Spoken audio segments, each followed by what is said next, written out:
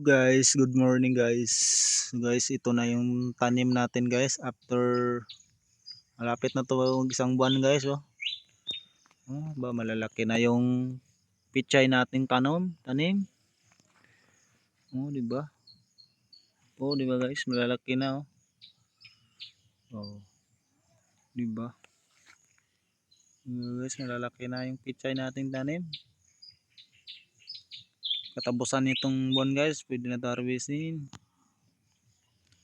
So guys, thank you. So guys, tingnan natin yung tagod natin after 6 days. Tingnan natin kung anong resulta. Dito na guys oh. Ang tinatanim natin na pichay. Yan oh.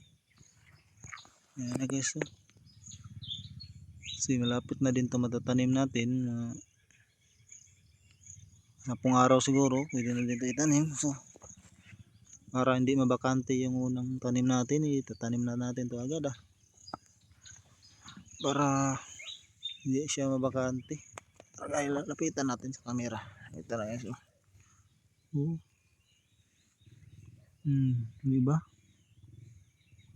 Parang di mabakante yung unang tanim natin kasi malapit na din ito ma-harvest. Katapusan nito ng buwan, harvestin na din to. So ipapalit naman natin to. Guys oh, nalagay lang natin sa maganda talaga pag baging tree ang gamit pag magtanim kayo ng magtagod kayo ng pichay guys oh, kasi maganda yung tubo niya ba. Diba guys, ang ganda. Tataba yung pechay.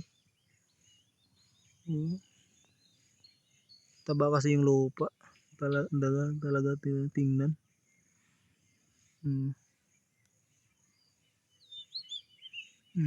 Guys, ganda. Salamat. Thank you.